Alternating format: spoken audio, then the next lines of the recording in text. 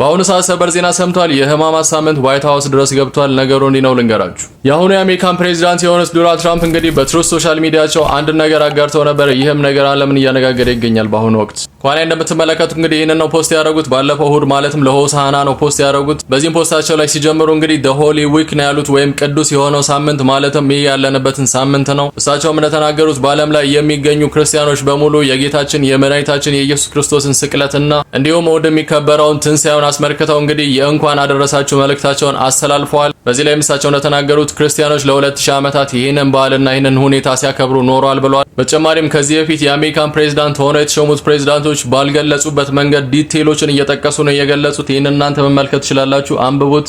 በዚህ ቅዱስ ሳምንት በዓለም ዙሪያ ያሉ ክርስቲያኖች የእግዚአብሔር አንድያ ልጅ የጌታችን የመድኃኒታችን የኢየሱስ ክርስቶስ ስቅለትን በማሰብ በትንሣኤ እሁድ የክብር ትንሣኤውን እናከብራለን።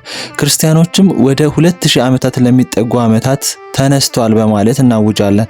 ኢየሱስ በመስቀል ላይ ባደረገው ስቃይ እና መስዋዕትነት የእግዚአብሔርን ወሰን የለሽ ፍቅርና ለሰው ልጆች ሁሉ ያለውን ፍቅር አይተናል።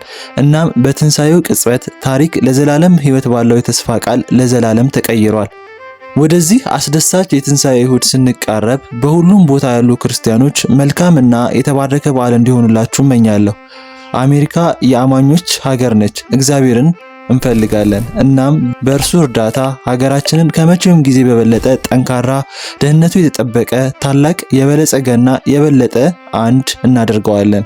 ነገር ግን ይሄ ብቻ አይደለም የሆነው፣ ሌላም ነገር አለ። ይህ ከኋላ የምትመለከቱ እንግዲህ ኦፊሻል የሆነው የዋይት ሃውስ ፔጅ ነው። በዚህም ፔጅ ላይ እንግዲህ ተመሳሳይ የሆነ ነገር ግን ይዘቱ እጅግ በጣም ሰፋ ያለና የእሳቸውን ባለቤት ጨምሮ ያካተተ መግለጫ ሰጥተዋል። በዚህም መልእክታቸው ላይ እንግዲህ ጸሎተ ሐሙስ ወይም ሆሊ ተርስዴን አስበዋል። በዚህ ላይም እንግዲህ የጌታችን የመድኃኒታችን የኢየሱስ ክርስቶስ የመጨረሻ እራትን ወይም ቅዱስ የሆነውን ስጋና ደሙን አስታውሰዋል። በተጨማሪም ዓርብ የሚከበረውን የጌታችን የመድኃኒታችን የኢየሱስ ክርስቶስን የስቅለት ቀንም አስታውሰዋል ማለት ነው። እንዲሁም ሞትን ድል አድርጎ የሚነሳበትን እሁድ ወይም የፋሲካ ወይም የትንሣኤ ቀንን አስታውሰዋል በተጨማሪ ማለት ነው። በዚህ መልእክታቸው ላይ እንግዲህ እጅግ በጣም ዲቴይሎች ሲሆኑ ብዙ ሐሳቦች አሉት። እናንተ መመልከት ትችላላችሁ። ኦፊሻል የዋይት ሃውስ ፔጅ ላይ ያለላችሁ። በዚህ የተቀደሰ ሳምንት እኔና ሜላኒያ የጌታችን የመድኃኒታችንን የኢየሱስ ክርስቶስን ስቅለትና ትንሣኤ ከሚያከብሩ ክርስቲያኖች ጋር አብረን እንጸልያለን። ሞትን ድል ያደረገው ሞትን ድል አድርጎ ከኃጢአት ነፃ ያወጣንና የገነትን ደጆች ለሰው ልጆች ሁሉ የከፈተ እርሱ ነው።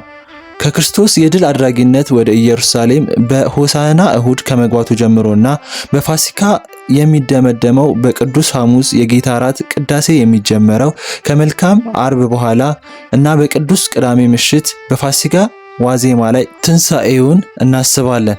ይህ ሳምንት ክርስቲያኖች የኢየሱስን ስቅለት ለማሰብና ልባቸውን አእምሯቸውንና ነፍሳቸውን ለተአምራዊ ከሙታን ትንሣኤ የሚዘጋጁበት የማሰላሰያ ጊዜ ነው።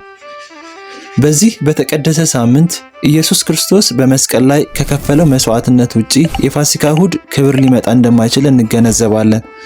በምድር ላይ ባሳለፈው የመጨረሻ ሰዓታት ክርስቶስ ለፍጥረት ሁሉ ካለው ጥልቅና የማይለወጥ ፍቅር የተነሳ በመስቀል ላይ ከባድ ስቃይን፣ ግድያዎችን በፈቃዱ ተቋቁሟል።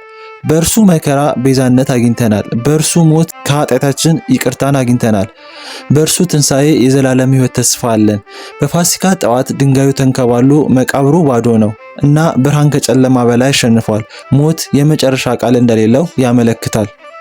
በዚህ የተቀደሰ ሳምንት የእኔ አስተዳደር በትምህርት ቤቶች፣ በወታደር፣ በስራ ቦታ፣ በሆስፒታሎችና በመንግስት አዳራሾች የክርስትና እምነትን ለመከላከል የገባውን ቃል አድሷል። የሃይማኖት ነጻነት መብትን ከመጠበቅ የህይወትን ክብር ከማስከበርና እግዚአብሔርን ከመጠበቅ አንጻር በየአደባባያችን አናቅማማም።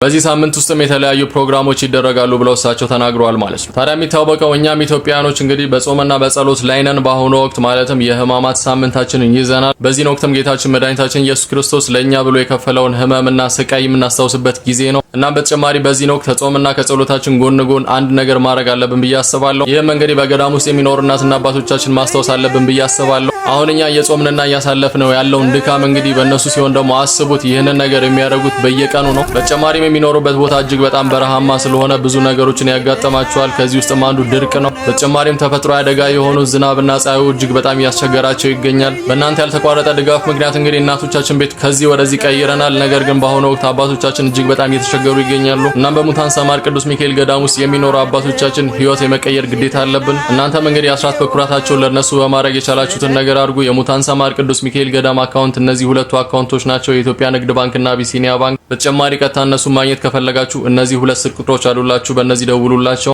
አንድነት ኖሮን ተጋግዘን የአባቶቻችን ህይወት እንቀይር ዘንድ ጠይቃችኋለሁ። ይህንንም ቪዲዮ ኮፒ ሊንክ እና ሼር እንድታደርጉ በእግዚአብሔር ስም ጠይቃችኋለሁ። መልካም የጾምና የጸሎት ጊዜ እመኝላችኋለሁ። እግዚአብሔር ይመስገን። እናንተ ባደረጋችሁት ባት ተሰራልን። እናንተ ባደረጋችሁት ሸማ ቤት ተሰራልን።